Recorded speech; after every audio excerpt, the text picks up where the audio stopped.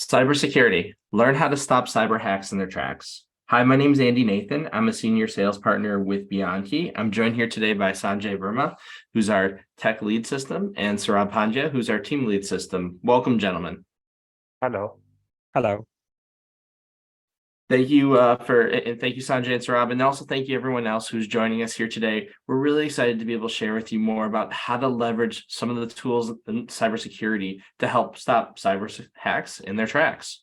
With that said, we just have to ask you a quick question before we get started. Does your organization currently have a cybersecurity plan in place? Let us know yes, no, or you're not sure. Okay, cool. I see some people are answering. I know some people are still coming in, so I'm just gonna give about another 10, 15 seconds.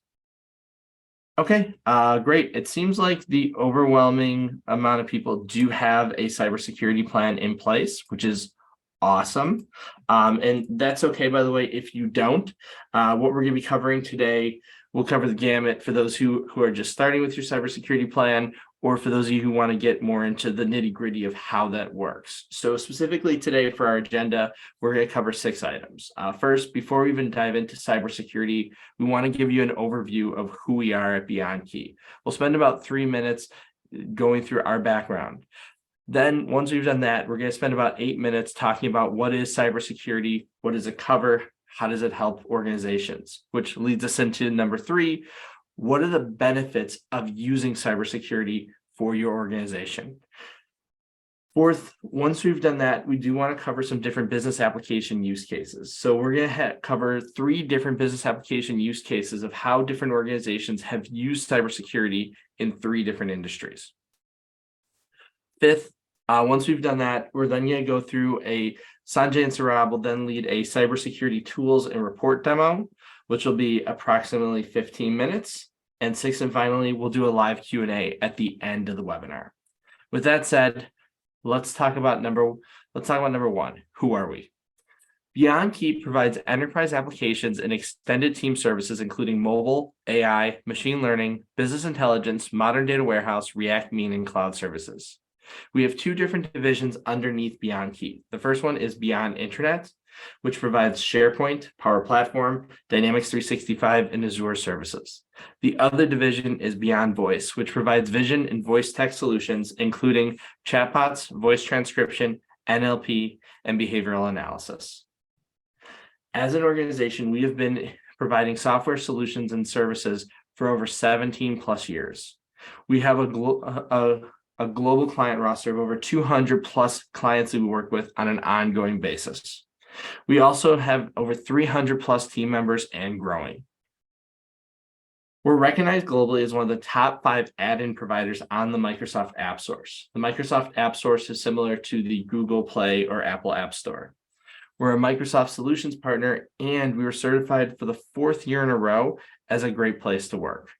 We also received the ISO 27001-2013 certification for information security management systems. Furthermore, we received the Gold Stevie 2021 International Business Awards Company of the Year, as well as the Titan IT Service Provider of the Year as well. We've also received numerous Most Customer-Friendly Company of the Year from Best in Biz. We help customers in the insurance, nonprofit, e-commerce, construction, finance, energy, automotive, manufacturing, healthcare, real estate, logistics, and facility management industries, just to name a few industries that we do work with. I mentioned earlier that we work with over 200 plus clients on an ongoing basis. Here are just some of the companies that we work with right now. I mentioned this before, but I want to mention this again. Please let us know what your questions are. The best way for us to customize this webinar is for you to ask questions. Use the Zoom Q&A to ask your questions. Sanjay and Saurabh are monitoring those questions, and they'll answer the questions throughout the webinar. In addition to that, we're also going to answer the questions at the end of the webinar. And we answer them for 2 different ways for a few reasons. First, we know that some people have different learning styles. Some people want to see it visually with a written answer in front of them. Others want to hear it verbally. So we like to accommodate different learning styles. Secondly, if you have a question, it's pretty sure that someone else will have a question as well. And we want to make sure that we're able to help everyone with those questions. That said, we do keep, especially since it's a cybersecurity webinar, we do keep your private information out of the questions. We will not include those information when we're answering questions. With that said, I want to ask a second question. What's your biggest cybersecurity concern? Are you concerned about SQL injections, man-in-the-middle attacks, social engineering, frequent timeouts, which is dedicated denial of service, malware, or phishing? Let us know which of your concerns is the best in this poll that we just launched. I'm seeing social engineering is at the top of people's concerns, but people are also concerned about man-in-the-middle, SQL injections, and phishing as well. Okay, awesome. And that's fine, by the way. Whether you're concerned about social engineering or if you're concerned about man-in-the-middle or SQL injections, that's fine. We do have a little bit of something for everyone today. Before we get started into more detailed understanding of cybersecurity, we just want to give an overview of what we're referring to today when we're talking about cybersecurity. Cybersecurity is the process of protecting computers and their networks from theft, damage, disruption, and cyber attacks. We find that there are generally those 6 major types of cyber hacks that we were talking about earlier. You have SQL injections, man-in-the-middle attacks, social engineering, frequent timeouts, which is dedicated denial of service, malware, and phishing. Each of them has the ability to harm your organization in different ways. Some of them, like SQL injections or malware, use code to do it, while at the same time, social engineering and phishing take a look at what are your employees missing. So for example, there's famous examples of Apple where an engineer has left a phone for a new iPhone in a bar. How do you make sure that that type of thing doesn't happen in your organization, where people don't leave important information out about your organization so you could use that information to hack in? And there's different ways that we protect against that. When we're talking about today, we're going to be focusing on what tools can we use to start preventing those type of hacks. How do we analyze the different security issues that you might face? So there's 3 different tools that we're going to be focusing on today. These aren't the only 3 tools available, but these are the 3 that we're going to be using when we're showing you different cybersecurity tools today. The first one is Kali, which is a penetration testing tool, and as the name suggests, it's just where can hackers penetrate your cybersecurity issues? What can they do to start going in there and start finding flaws in your systems? You also have Nessus, which provides host scanning, which, as the name suggests, you check your hosting and see if there's any issues with your hosting right now. The final tool is Burp Suite, which provides vulnerability assessment, understanding where are the flaws, what are the issues that you might be facing. By using these different tests, we're able to understand what's wrong and how we could then fix it much faster.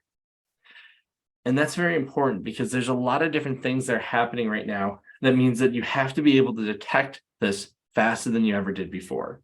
Before we even go into the threat detection response, though, the fact is, one of the greatest challenges that we're facing right now in cybersecurity doesn't come just from hackers. It comes from the greater privacy that consumers are asking and that governments are requiring.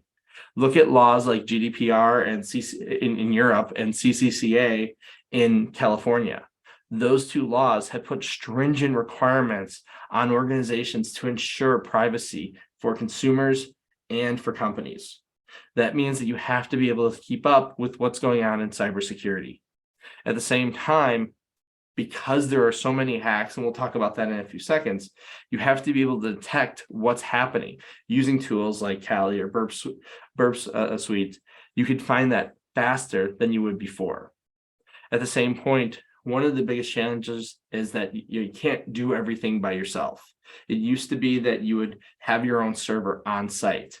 It's more riskier and riskier to do things like that. That means that you have to outsource some of the risk management to other organizations.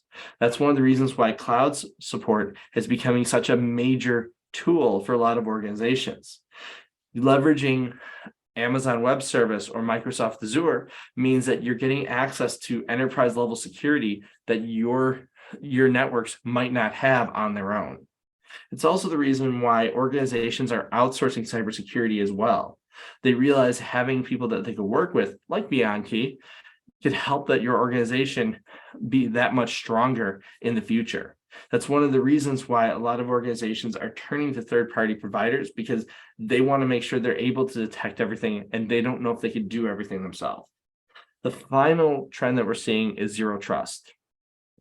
As the name suggests, we're seeing that you have to go beyond just doing like a VPN or something of that nature. You have to make sure that you're absolutely certain whoever's logging into your accounts is who they say they are. It's one of the reasons why you'll see multiple different verifications that service providers are asking for now. They want to make sure that, hey, did you check the text message that we sent you? Did you check the email that we sent you? Are you verifying it in two different ways? That zero trust philosophy means that you have to make sure that you are the right person going into the systems. And this is important when consumers are logging in and also when employees are logging in as well, because they want to make sure the right person is logging in, because if the wrong person logs in, that's when issues start to appear. So that's when we talk about cybersecurity. We talked about what is it. Now let's talk about why do you need cybersecurity?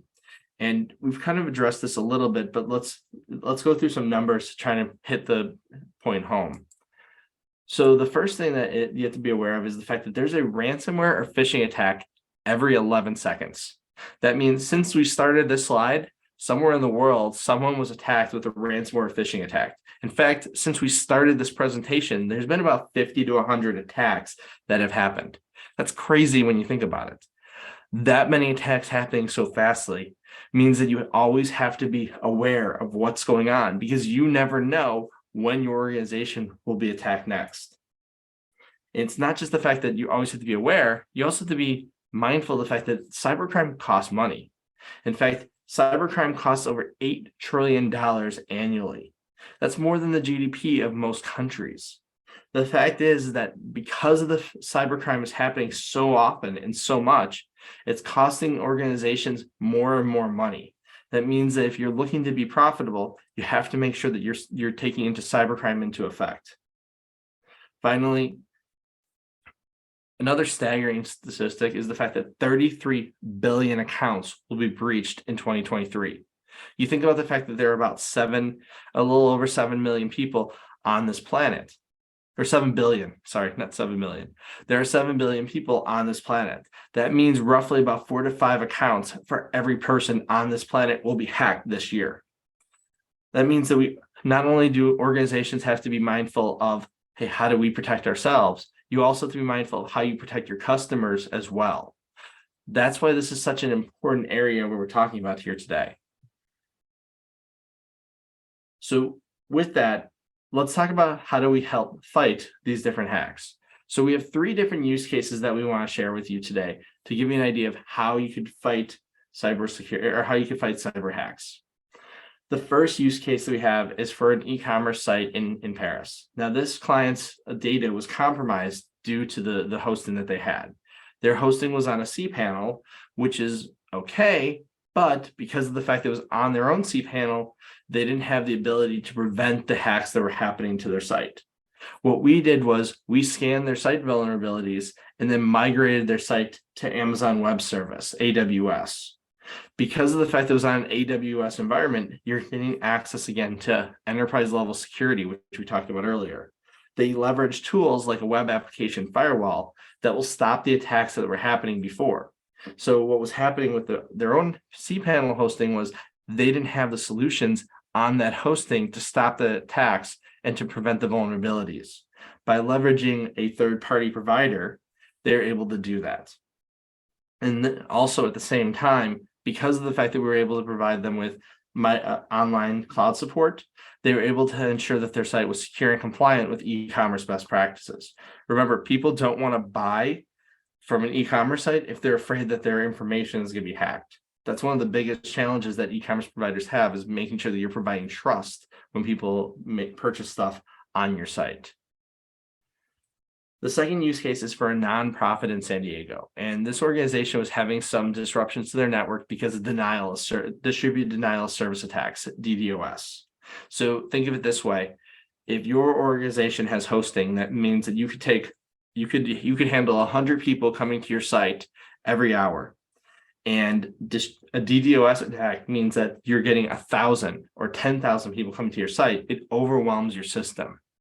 By overwhelming your system like that, it overloads your servers. This is one of the reasons why it's so important sometimes to have cloud service, because it's a lot harder to overwhelm Amazon servers or Microsoft servers because they have so much space. We used our tools to help fight the DDoS attacks, and we blocked and analyzed which accounts were coming in that were actually preventing disruptions to the network. By doing this, our vulnerability assessment allows us to stop the DDoS, and we were able to identify the sources faster. So again, it's not just about making sure you stop the preventions to your networks. It's about the speed at which you do that. That's one of the really big components of what we're talking about today. It's not enough to just stop it. We have to make sure we stop it without having major disruptions to your network. The third use case is for a manufacturing company here in Chicago. And this organization was looking to minimize application downtime because of security threats. So they were facing some network bottlenecks because of the fact that these different security threats. It was affecting their internal employee communication. What we did was we provided a vulnerability assessment tool that detected the problem and configured the network devices to address the security gaps quickly. Again, it's speed as well as making sure that you're able to solve the problem. Because of this, they face minimal downtime because of the attacks. So with that said, we've talked a lot today about what your organization, what cybersecurity is for your organization, how it can help your organization, and why it's so beneficial, as well as providing different use cases. Now let's switch over to Sanjay and Saurabh, and they're going to go through and walk through some live penetration testing demos for you. Keep in mind, by the way, when they do the demos, some of the stuff is automated, so we don't show everything live because sometimes running the scans might take 45 to 60 minutes, and we don't think you want to sit there and watch us actually scan it. So we're showing you some of the reports that come from that. With that said, Sanjay and Saurabh, you ready? Yeah, Andy. Thank you. Let me share my screen. Thank you. So today we are going to demonstrate two kind of demos here. One is for Backdoor, which is host penetration, and the second one is SQL injection, website VAPT. So moving ahead, what is Backdoor? A backdoor malware attack is when a hacker creates a hidden entry point in a system, allowing them to bypass security measures and gain unauthorized access to steal data or cause damage to the system. As you see in the diagram, an attacker is trying to send some file and getting an entry point into the system, and after a successful attempt, he can get access of this system, this PC.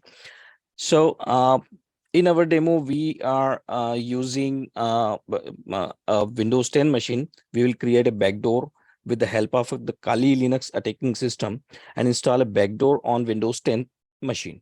The Defender antivirus is running, but we will take advantage of a mistake. In Windows 10, the antivirus is not up to date and will not detect a virus in our backdoor file. We can easily access the system information, as well as we will be able to capture keystroke of that particular Windows 10 PC. So let's see this demo. Over to Sanjay. You can share your screen. Thank you, Saurabh. So this, as we see on a presentation, here our attacker machine is Kali. We will use Jericho framework for the creation backdoor.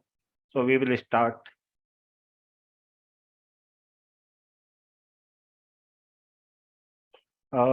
It is starting. We are here using multi-encode payload. We will encode for 4 times. My local host IP address is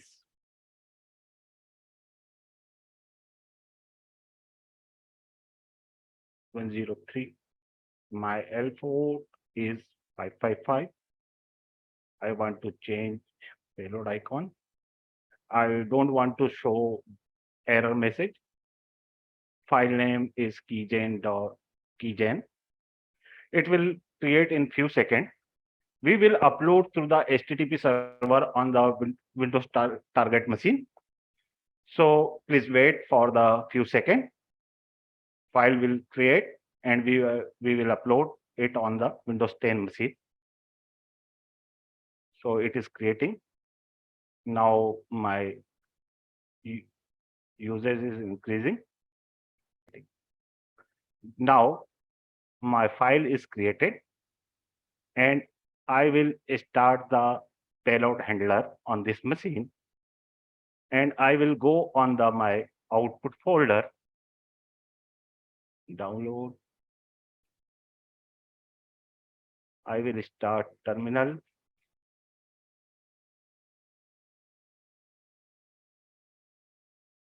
My HTTP server is started.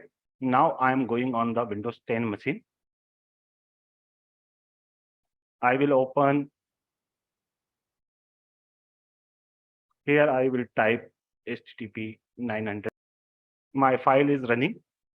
Now I am going on my Kali Linux. Now my session is open with the target machine.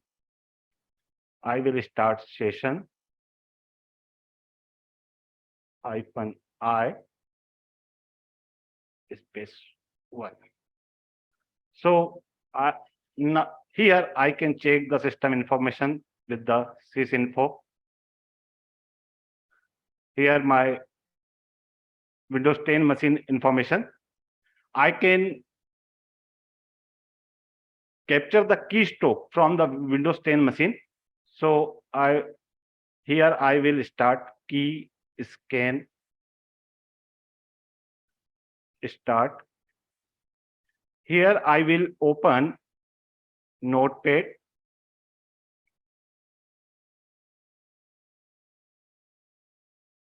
And here type something like hello all. Now I can capture it on my attacker machine. Scan.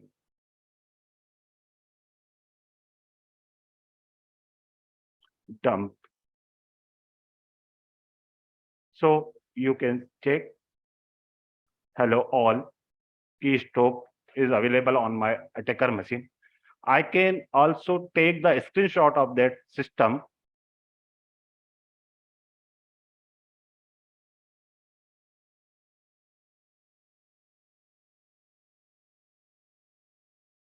So here we can check the screenshot of system in a file system.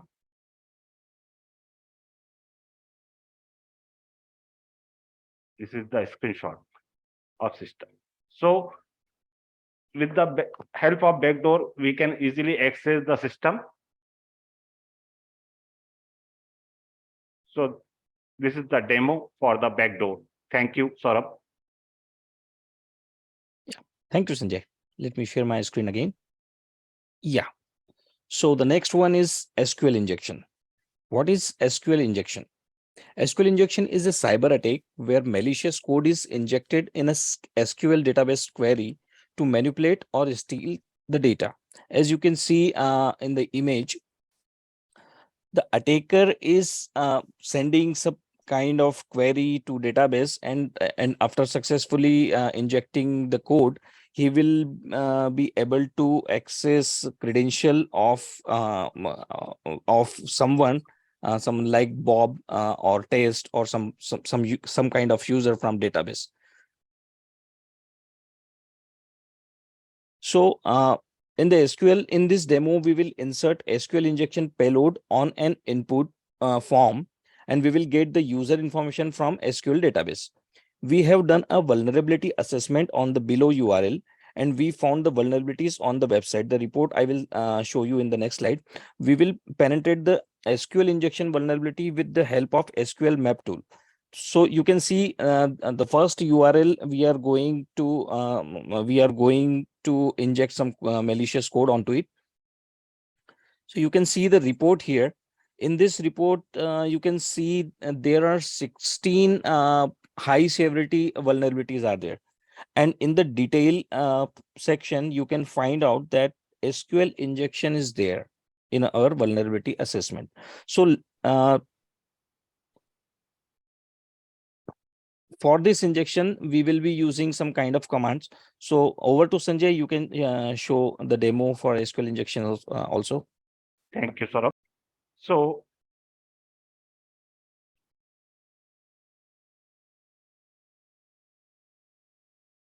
here, like as we see on a presentation, so this is the input form.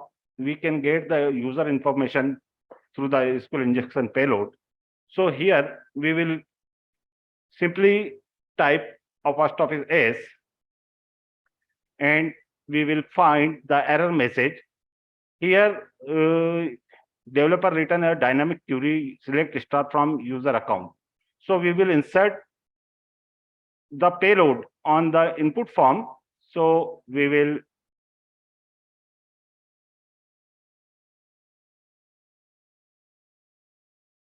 and we can find the user information. So all user information we can get through the SQL injection payload. For a second scenario, like you see vulnerability report on a presentation. So we are again going on the Kali Linux machine. This is the website, and website is vulnerable. So how we find is our assessment report is saying SQL injection is here. So we will put apostrophe S. It will show us error message. So we will start SQL map on this computer. So again, I will start.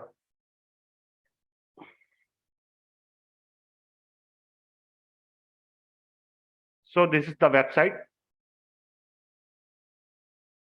So first we will find the username of website. So we will run this command. So it will show us the username from the uname table. It will take time.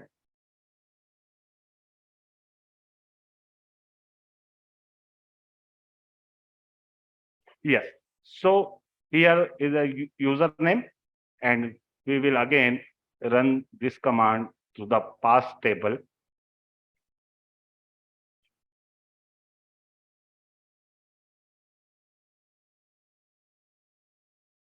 So username and password we have. So we can easily log in on this website. So here sign up page. Here I will type test and test and login. So we can tap the user information like credit card number, email address, or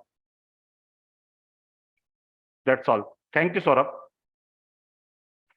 So as we seen two demos for backdoor and SQL injection. So what are the remediation of it? What can we do to prevent such attacks?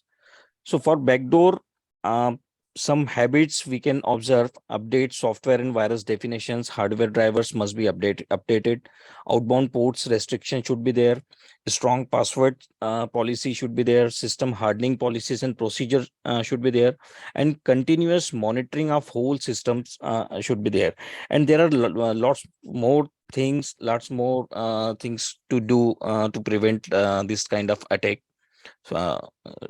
And for the SQL injection prevention, we can sanitize, verify inputs at server side, escape special characters, use ORM frameworks, WF web application firewall can be used, limit access as much as possible, permissions for DB users, include security testing in development release, regularly update CMS like WordPress, Drupal, Joomla, etc. And here also lots more things are there to observe as as a security point of view. Thank you, Andy. You can take control now. Okay, thank you, Sanjay and Saurabh. That was awesome.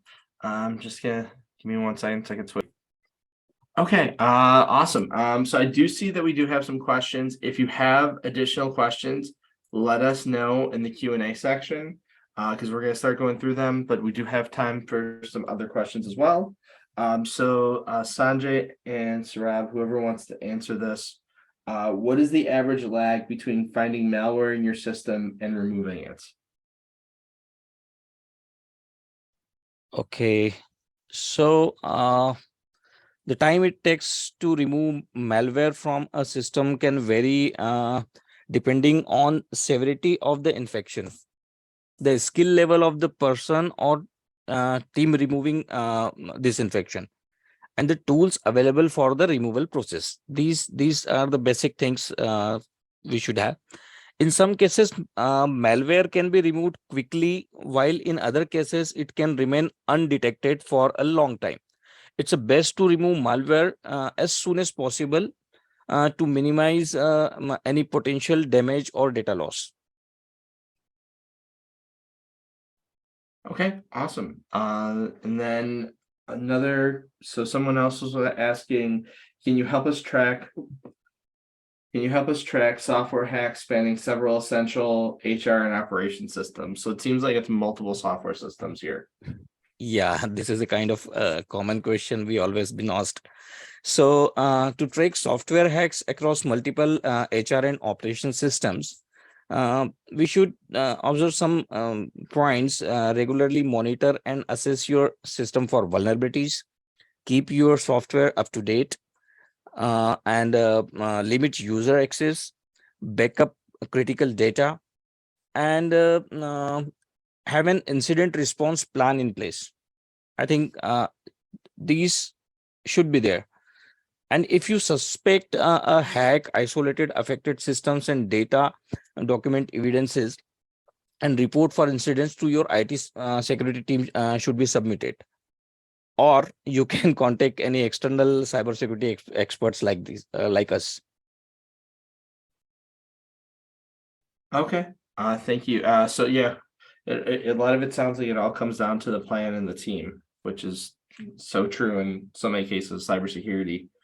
So the next question, so someone was looking for the top 2 to 3 methods to ensure social engineering hacks don't happen. Because like, with a code or something like that, that's code. You could do stuff with coding. How do you stop social engineering hacks? Yeah. So based on all the questions you asked, the one common answer is that acting quickly can minimize damage and prevent further attacks. Okay. So about the social engineering, we should provide education and training to employees, implement some kind of security policies that emphasize verifying requests for sensitive information or access, and use security tools like firewalls and email filtering. And you should be always stay vigilant and adaptable, as social engineering tactics can be constantly evolving. I think, yeah, Andy. Okay. Okay, yeah, that's so okay, great. And then switching to Amazon or Azure costs more money in the case of a DDoS attack. So because think about the fact they have the hosting capabilities, but do they charge for the additional traffic? Yeah, very good question. So in general, cloud service providers like AWS, Azure typically do not charge extra for additional traffic caused by DDoS attack. However, there may be additional cost if, for example, if using additional DDoS protection services or third-party security tools on this platform. So it could cost you some more. It's also important to have a DDoS mitigation plan in place. And as I remember, the web application firewall cost on Amazon, it costs you around monthly $10 to $20. Okay, so you could minimize the cost if you do stuff ahead of time. Yeah. Okay, that's huge. Okay, we have one last question, by the way, that I see here. If anyone has any final questions to add, please let us know in the Q&A. Just the last question, which we always get, which I'll answer, that is, do we have a recording of the webinar? So we are recording this webinar right now, so we should have a recording of it. Generally we clean it up before we make it live, so it generally takes about a week before we could publish that, but we will have a live recording, or I'm sorry, it won't be a live recording. We will have a recording of this live session probably in about a week, and we'll send everyone an email, everyone who attended here today, an email letting them know that the recording is live. So with that said, since it looks like we don't have any other questions right now,